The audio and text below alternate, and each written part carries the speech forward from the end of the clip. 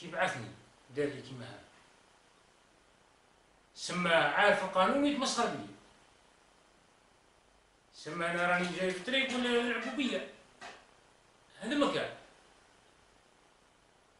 ولا اذا كان مش عارف القانون ديك حي واحد اخر.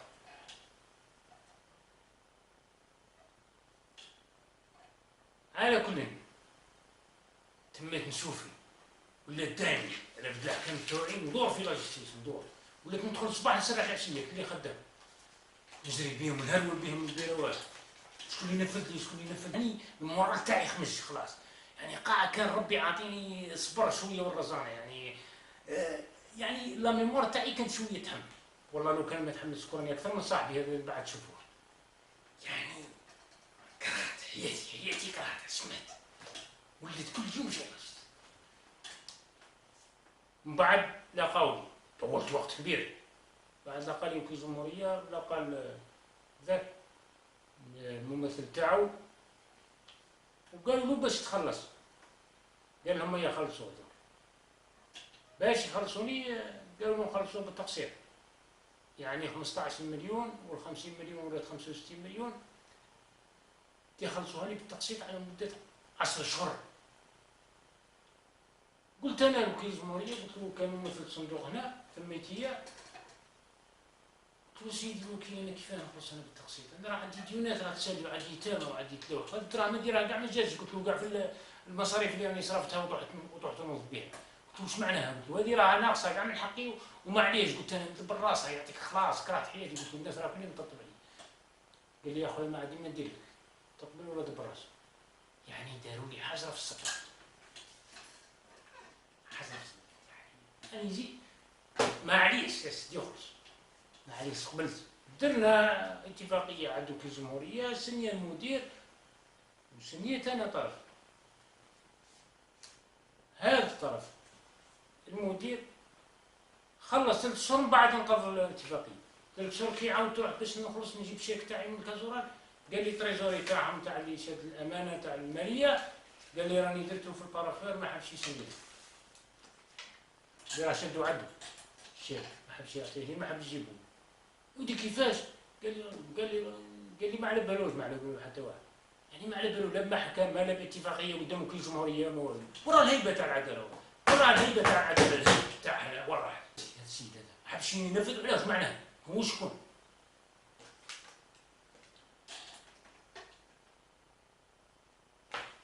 خرج كونجي قال لي راه خرج كونجي ما على بالوش بيه، عاود دخل من كونجي ثاني والو والله والو ما حبش ينفذ معاه، روح ثاني قلت له دخل كونجي روح شوفونا، قال لي والو ما حبش، ولا نهار ميسيون في الجزائر نهار ميسيون في ورقله نهار ميسيون يديروا في ولاتهم ملفات تاع ولاتهم يدخل فيهم ولا مش لاهيين، يا طولت قعدت ثاني واحد 6 شهور 7 شهور كي يروح كي الجمهوريه يقول لي انا ما عندي ما ندير.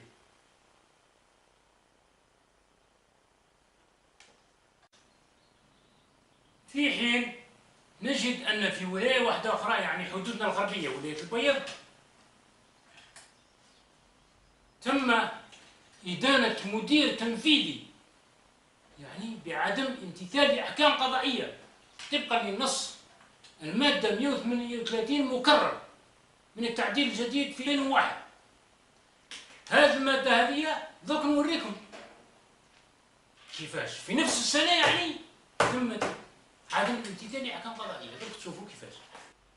هنا نشوفوا هاي عندك هنا الرسالة في الجريدة بسبب رفض تنفيذ الأحكام القضائية 3 أشهر حبس نافذة لمدير التربية بالبيض.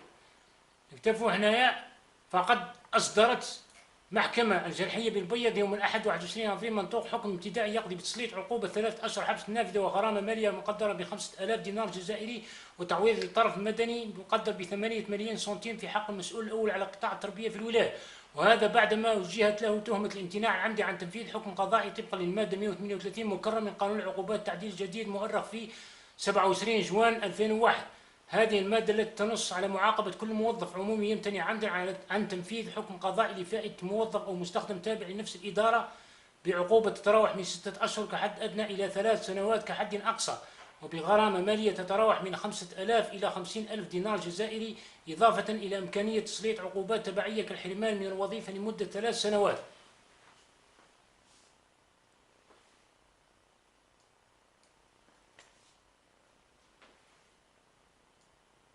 جيت نخلصها تعذبت يعني كل ينح فيها من جلودهم خلاص، يعني الدم تاعي مسروق.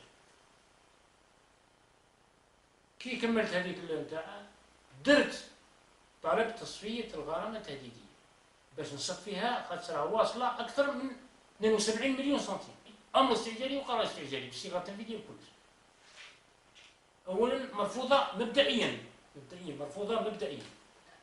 أنا درك حبست، ما حبيتش نروح حتى جهة، يعني درك على واش حتى جهة، دركا هاني نقول لكم فيها انتم المواطنين والمشاهدين والموندونتي يعرف القضية تاعي فيها واش عندي قضية كازون.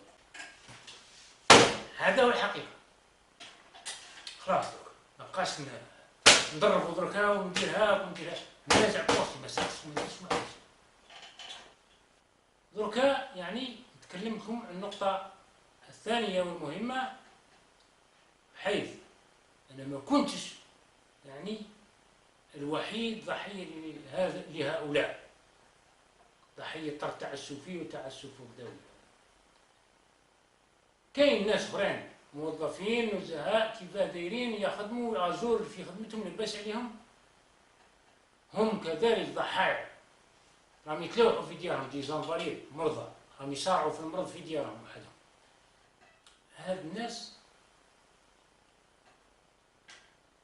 يعني خدمة تاعهم اجور وكلش ما يسيروش المدير والازلام تاعهم ما يسيروهمش في التصرفات تاعهم، في الساقه تاعهم، في التراطل، في كلش يوضعون في خانة الموظفين الغير مرغوب فيهم، وتنتهج ضدهم ضغوطات نفسية خطيرة. هؤلاء الموظفين النزهاء تطبق ضدهم خطة ممنهجة ومدبرة مسبقا ضد هذا الناس. كيفاش هذه الخطة هذه؟ يعني خفية غير ظاهرة للعيان، خطة مباشرة، يعني باش يسمحوا هذاك الناس، هذاك الموظفين يسمحوه. يعني هذا الإنسان هذا موظف نزيه وكلش ما يخلص هذه الحقوق، واش يولي يديروا؟ يجيبوا له واحد يعني أقل منه درجة في السلم الإداري، يعني اللي يجيب لهم الأخبار واللي يعود مسايرهم في هذه الأمور يطلعوه إليه، يعني يرقوه أكثر منه رتبة، وهو يولي يعطي له في زورته ويولي يضغط عليه، يعني ضغوطات ينحلوا في الروندمون تاعو وينقصوا في الروندمون تاعو رغم انهم اجور في العمل تاعهم، يعني يحرم من ترقيات، يعني هكذا. هاد الناس هذوما يتيموا يدسوا في قلوبهم، يولي يشوف الحقوق راهم يتقبل 60 200 ديالهم يجيو يديكلونشي يلوحوا مريض انفاليد مريض، يلوحوا في السكاب ويدخلوه بالهواء. هذه الخطه. والخطه الثانيه يعني إذا كان لقاو واحد يعني والو هذاك ما يدس في قلبه وعنده كذا حار وكلش حاج، واش يديروا له؟ يكتب يولي يعمل كيما حالتي انا، هذاك يفصلوه، هذاك ما يخلوش، يشكلوا عليهم خطر.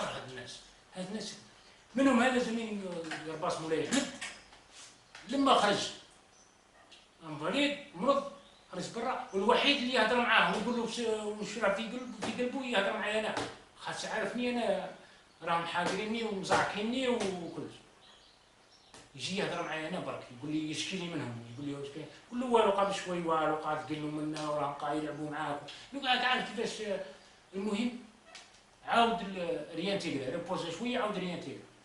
واحد كي ريانتيغري جديد والساعه تريتمون تاعو جديده والساعه يتبع تريتمون قبل شويه سين ساعه فوق، هما والو. هاد الناس هذوما يقول لك والو، هاد السيد رجع لنا قال نعاودو نضربوه، ولا يلعبوا له على المورال، يديروا له حوايج كلها في الكرسي تاعو وكذا، ولا يقولوا عليكم وني تعرف حوايج.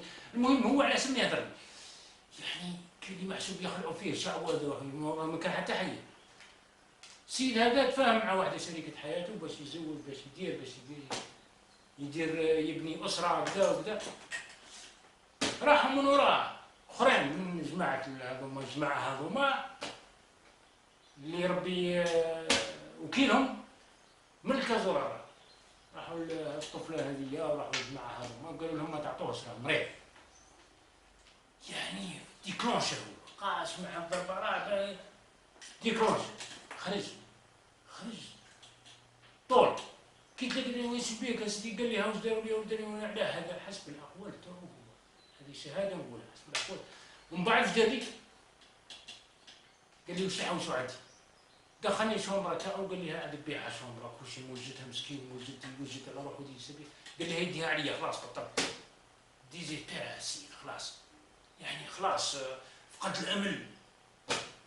قلت له شنو تقول احمد على الشيطان شنو تقول يا مولاي؟ قال لي والو دي عليا انا بطلت خلاص. قال لي خلاص ما حبيتش نديها على كل حال خليتها. على كل حال وتميت نشوف فيه يعني نزور فيه ونمشي ولا ساعه نلقى بالحفه يمشي بلا صباط كيما في السداد. نقول لك ماك يا احمد شبيك شنو صاير فيك؟ والو قال لي ما تخافش عليا هذه قاصده وتزول ما تخافش عليا نمشي وين راح فيه. ولا يمشي عريان في الشارع عريان يعني ما كانش لابس لا والو بالحفه يعني في امر يعني الشعر تاعو يغطي له ظهره حتى الكتاف تاعو وظهره اللحيه تاعو ولات طويله المسطاش ولا هاب يعني ولا اكثر من انسان بدائي بلف بدون تاع حديد مصدي داير فيه الخبز فيها باش ياكل فيه يعني هذه بالحفاه مجرح تاع مجرحين يعني تعذب يعني اصبح انقطع عن الخارج خلاص دارهم ولا ما يروحلهاش خلاص يبات في الزقاق يبات في الرصيف يبات مره في الجبانه يبات في كل بلاصه يعني خلاص الشتاء والصيف يعني كاع الفصول السنه ببرها القارص وكل شيء يقول كيما هكذاك عريان فوق الارض لا قطع لا فراش يعني تعذب عذاب يعني لا مثيل له في وين؟ الجزائر 2012 وش كان موظف احسن موظف في الضمان الاجتماعي بوكاله الاغوار يعني 9 سنين اكثر من 9 سنين وهو في هذه الحاله يمشي في الزقاق. هو اللي كان يعيل في داره عنده امه عاش يتيم الاب يعني هو يعيل في دارهم وهو يعمل كي جات في صحته خلاص يعني والمدير والحاشي تاع المدير كاع من الاقوال يعني ما كانش واحد في الاقوال تسقسيه تقول له ما شفتش داك طفل صغير قاك يخرج من دارهم يعني 6 سنين ولا 5 سنين قاك يخرج من دارهم تقول له شفت هذاك يقول لك شفت توري له الصوره تاعو يقول لك انا شفت يعني خلاص سموه في الاقوال بوبار يعني يرفد بارا معاه ساعات يرفد فاله يرفد خلاص يعني راح فيها يعني هذا المدير هذا وراه المؤسسه تاع الضمان الاجتماعي الناس ولاو هنا في سكان ولايه الاقوال ولاو يسالوا قال لك كيفاه هذا موظف الضمان الاجتماعي يصير صعيب وراه الناس المسؤولين وراهم قايبين موتوا والله حيين هذا كيفاه هذا مخلينه كيما يعني هذا موظف الضمان الاجتماعي يصير له كيما يعني موظف واحد اخر يعني انفاليد واحد اخر مريض يعني خاطر الضمان الاجتماعي كلاه بوك الله كلاه بوك يعني هذا هو المدير مش له يدير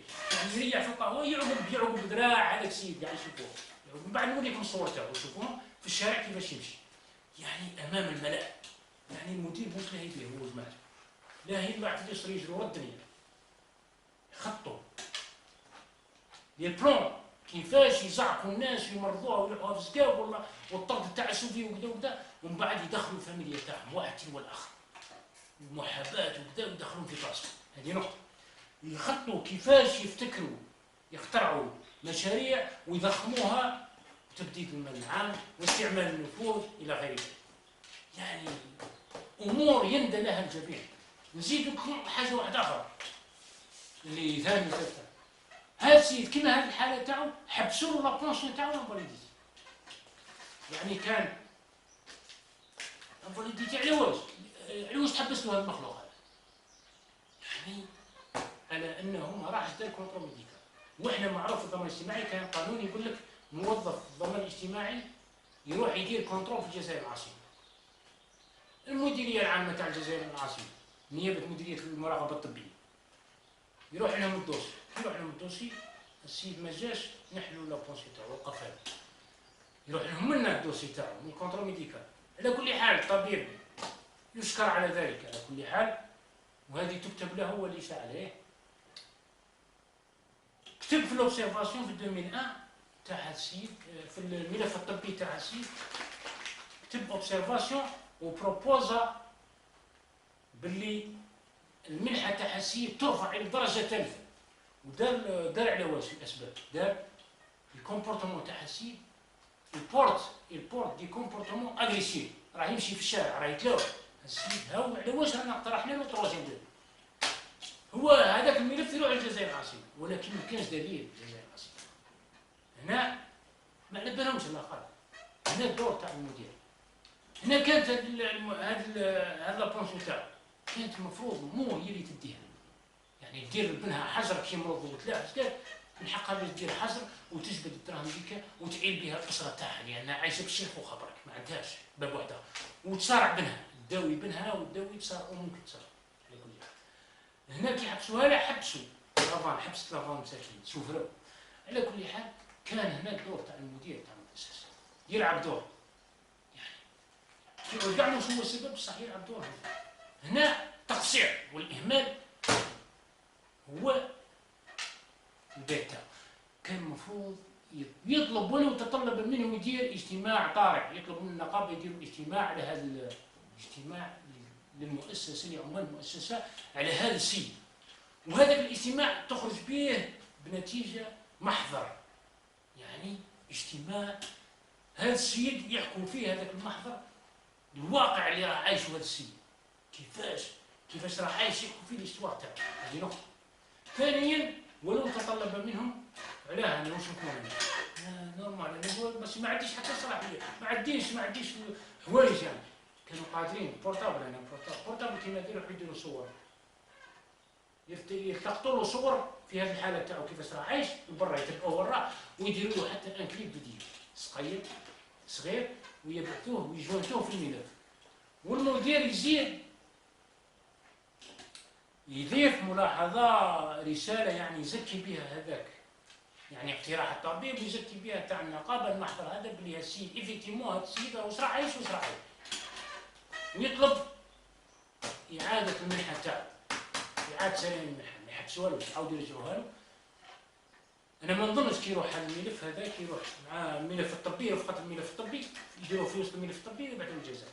كي يشوفوه في الملف الطبي الجزائر العاصمه، كي يشوفوا المراقبه الطبيه ويشوفوا لي بياس جوان تاعو وما يحملهم الملف، ما نظنش المديريه العامه قاعده ترفض هذه النيابه الطبيه، ما نظنش يرفضوا الطلب، قاعدين يساقوا عليه ويطبقوا واش قال الطبيب، الاقتراح تاع الطبيب يرفعوا الدرجه الى الدرجه الثالثه، اعلى درجه تاع المنحه العجز انفاليديتي 3 دوغري. على واش ما دارش المدير هذا؟ راكم عارفين على واش؟ نقول لكم على واش. هذا يرجع تيتر، هذا كاع تيتر نتاع الموضوع تاعنا هذا تاع الفيديو تاعي. المدير ما حبش يوري، يعني كي يبعث هذه ديك الحوايج، هذه لوتر فيزاج دي ريسبونسابل كناس لاغوات، المدير هذا والمدير السابق يعني ما يوروش الفيزاج تاعهم الحقيقيه، خاطر شكون يطلع الجزائر الصور تاع السيد والفيديو تاع الكل، شو يقولوا المسلمين في الجزائر العاصمه؟ يا ولي اش راه صاير فيكم هذا موظف في الضمان الاجتماعي، كان الضمان الاجتماعي هذا تشوفوا فيه هذه الرب 9 سنين وهو يطلع كيما هذا. واش دير المدير؟ احنا نعاونوا فيك على هذا الشيء، نفيقوا ونقول لك انا نعاون فيه، يعني صحيح كان يعاون في المدير على هذه الحوايج. هذه ليماج تاعكم دوك نوريها لكم واش راكم تشوفوا. على كل حال هذا الناس هذول يعني المدير يولي هو في الفيديو، هو يوقفوه من العمل، يقول له راك شوهت صوره تاع الضمان الاجتماعي، مؤسسه بهذا الحجم بهذا تاع شوهت الصوره تاعها. كيف واحد موظف ضمان اجتماعي يشيلو كنا تخليه كيما هذا؟ علاه؟ ما الذنب تاعو؟ شنو الذنب تاعو؟ المهم نرجعوا. انا في 9 سنين هذه ما فقدتش الياس، يعني كنت نحاول، كنت واقف على الجميع، يعني نجري ونحاول باش ندي الموافقه تاع مولي، لاني كل مره واحد يخرج ورقه باش يدير كونترول، ندير سبيطار، يعني نتلقى صعوبات، يعني يقولوا لي الادارات يقول لي تسكن انت ما عندكش حق، عندك وكاله هي تربح، ما عندكش حق باش تضرب على هذا النقط، ما عنديش حق. كنت نحوس ندي الموافقه تاع امو قال كانت ترفض. على واش ترفض على انها مش نيه تاعها ترفض باش ما تداويش، نيه تاعها تقول لك انا شوف راني نخرج ساعه ونشوفه يتعذب يتلوع في الزكاك، نتمحل معاه وندي الهم تاعه وندخل لداري وخلاص، خير من يروح يتعذب في كان سبيطار من سبيطارين يدخلوا لي سبيطار ويمرض يموت وما نشوفوش. هذه هي النيه تاعها، لان الكبده تعلم راكم تعرفوها حين. بصح انا ما فقدتش الياس، تمت نمشي سنوات كامله، السنين هذه كنت نقاسم وكافه باش ندير الابور تاعنا. مؤخرا في شهر رمضان رحت قاعد نتبع فيه من كل بلاصه بلاصه. صدق في راسي سبحان الله ربي، لاني عارف هذا السيد اللي يشفى، لاني عارف وشني اللي مرضى، لاني عارف المنبع تاع المرض تاعو شكون. هذا هو الشيء المفيد. كنت نتبع فيه كل بلاصه ونصور فيه وين يرقد وين يعمل وين يعمل. بعد نص ساعه قدام المغرب في نصف شهر رمضان هذا اللي فات تاع اوت تاع 2012 رحت خوه اتصلت به في دارهم نص ساعه، قلت له يا ودي ها شفنا الحاجه حاول معاه، قال لي انا ندير راني نحاول معاها وندير ونشوف. من بعد قلت له شوف ها تصاوير توريهم لامك شوف منها كيفاش راه عايش، وراه يرقد وراه يعمل. ورحت لدارنا قلت له يا التليفون تاعي عاد، يعني رجعت دارنا يعني 5 دقائق قبل المغرب رجعت دارنا حطوا لي الفطور. كي حطوا لي مصور ما نفهمش، ما يعقبش يعقب مره، انا حيات يعقب مره، ما تسبنش يعني تشوف في زميلك يتعذب ويتلاعب في الزيت وانت قاعد تاكل ما تزيد.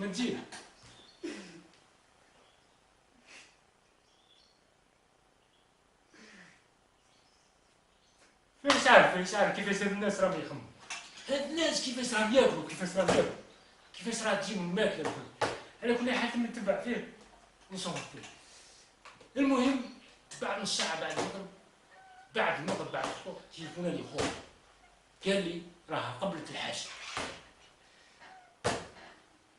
رحت له في ديك الدقيقه رحت له اتصلت به قلت له يا ودي خلاص انا عارف كاع لي بروسيدير الوراق كيفاش يخرجوا كاملين انا عارف. وشد لي الكارني اللي في فامي قدوه انا نتكلف كلش يا رحمه قدوه. صباح رحت له وزد لي الكارني اللي في فامي ولينا نمشوا عارف وين نروح. رحنا للطبيبه وقلنا لها يا ودي اعطينا ورقه عندنا مريض ديري لنا رساله باش هذا ندوه لتياد يبورتي كومبورتمون اغريسيف. قلت لنا وراه هذا المريض انا كيف ندير لكم مريض انا هذاك ما نجمش ممنوع عليا.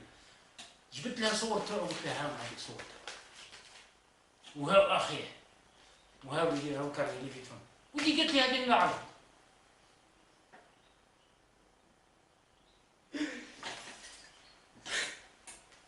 قلت لي نعرفه قالت لي هذا راه يتعذب مسكين، قالت لي راه سنوات كما هكا طولت به، قالت لي طولت به. قلت لها والو العقارب هذا وين كنت برا. على كل حال درت لنا البريه ودينا رحنا للميري. على كل حال نشكروا المصالح تاع الميري البلديه ونشكروا المصالح تاع الولايه. رحنا للولايه خدموا لنا ثاني وراق وريتي مع الوالي وكان ورحنا لمصالح الحمايه المدنيه وين داروا لافيشاج تاعو باللي كنا نقولهم في وقت يجونا يعاونونا باش نحملوه. هذه نقطه.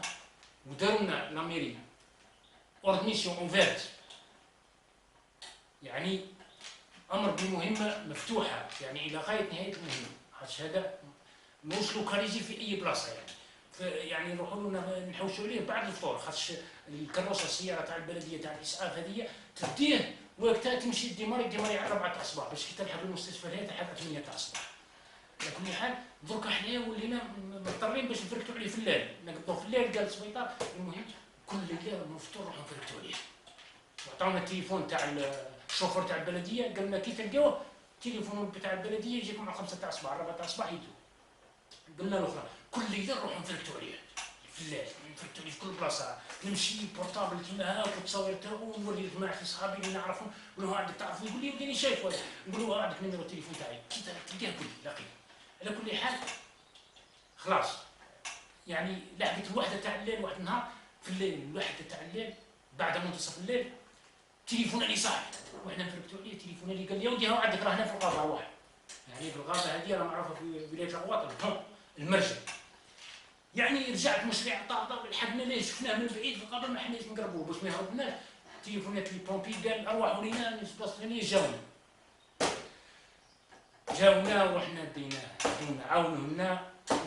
وبالمناسبه نشكرهم كثير يعني مصالح الاجتماعيه الحمايه المدنيه كانت في الميدان ولبات الطلب تاعنا وادت يعني العمل تاعها بشرف كبير وبكل احترام لهم. فدناه ديناه السبيطار المستشفى داروا له يبالي وقالنا ما نشدوش هذا 2 تاع الصباح قالنا احنا ما نشدوش عندنا هذا ممنوع علينا باش تشدوا واحد كيما هذا يا خويا يديروا في السياره تاعك لا حمايه تاع المدنيه خدمه تاعها صحيح فعلا راحوا ومن بعد درناه في السياره تاعنا مع الحمايه المدنيه، داروا السياره تاعي وخرجنا برا وقعدنا نستنى الصباح حتى الربعه تاع الصباح. تليفونات تاع البلديه جاتنا لومبيلونس، رحنا ديناه لتيرت. على كل حال دينا لتيرت، دخلناه بسمانه موراها يعني اسبوع.